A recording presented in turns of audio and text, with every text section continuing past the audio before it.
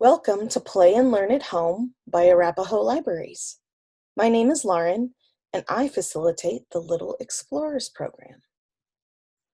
I'm excited to share with you some ideas you can use at home with your children to help them grow STEAM skills. That's science, technology, engineering, art, and math, and have fun at the same time.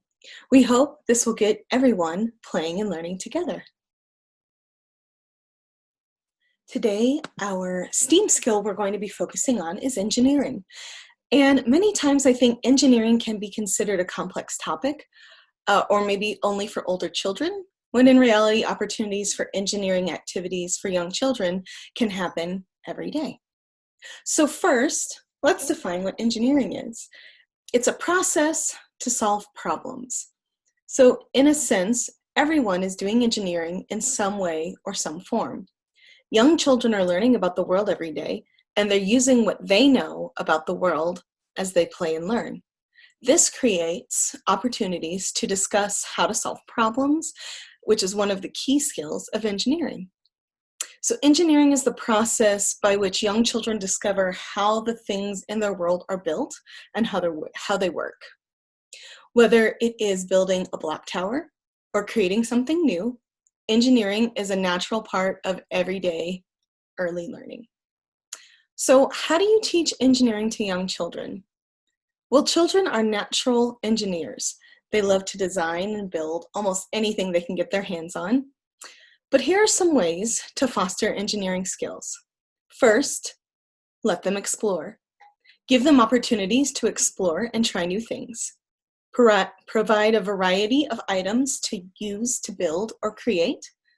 This can lead them towards different avenues down the road in the learning process. Another way is outside or nature play. Find a good time and place for young children to play in the dirt, play with sticks, play with blocks, sand, buckets, shovels. This creates opportunities to explore, create, and imagine. One more way is to create an environment of building things. Give them a basket of materials and see what they can build and create. There are many times I'll give my kiddos paper, glue, scissors, random craft activities or supplies, and let them create and imagine.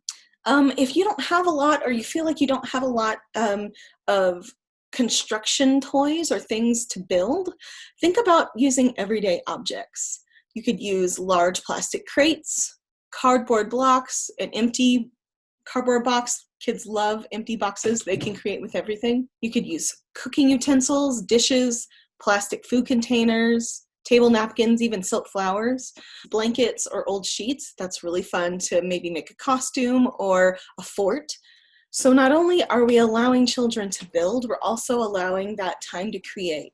And this type of play allows children to use their creativity while also developing their imagination, their dexterity, their physical, cognitive, and emotional skills. When young children create their own make-believe imaginative world through building and engineering skills, it paints a picture of what it looks like to imagine and believe endless possibilities. So I talked a little about make-believe. It's also called pretend play. And that influences children when they go off into the real world. And additional research shows that playing pretend enhances a child's capacity down the road. So now that we know more about engineering, creativity, imagination, and pretend play, it becomes easier to identify what we as parents or caregivers can do to foster these skills.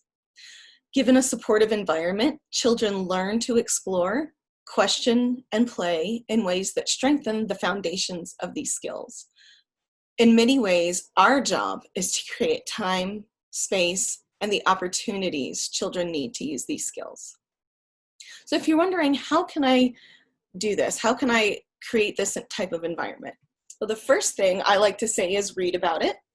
So it's always fun to enjoy reading books together about creation and imagination. If you're interested in receiving some information about what creating and imagination books look like, please submit an Ask a Librarian ticket and we will be happy to get you some books as well. You could also seek out open-ended toys. So think back to that list that we talked about everyday objects, and we can offer opportunities to discover new and interesting ways to play. Another way is to praise ideas. Show your child that you value their ideas. Try to create an environment where sharing new ideas is encouraged, no matter how silly or outlandish they may seem.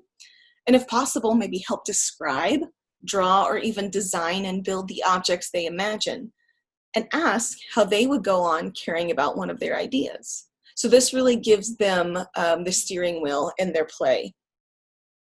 Another way is asking open-ended questions. We've talked about this before, but if you're not quite sure what that looks like, it's something that doesn't require a yes or a no answer. It gives the child's mind the freedom to devise and create thoughtful answers. So let's say someone's building a tower. What do you think when? What do you think if we tried? What would happen if? Those are great kind of open-ended things to let that child change maybe how they're building and start problem solving. We talked about that earlier. Thank you for joining me today for this edition of Play and Learn at Home by Arapahoe Libraries. Today we talked about STEAM skills, specifically engineering. We talked about how engineering is a process to solve problems. We talked about how we can help foster engineering skills.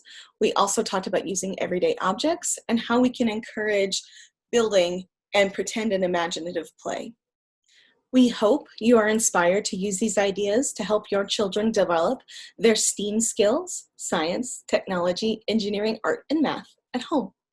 Watch for a new video next Monday and keep playing and learning together.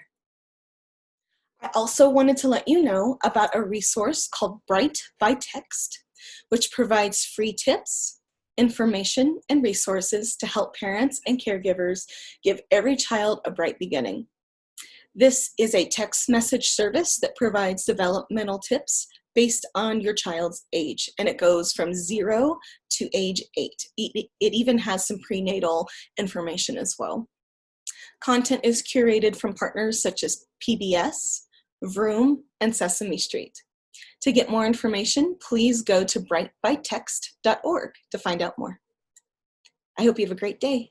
Thanks.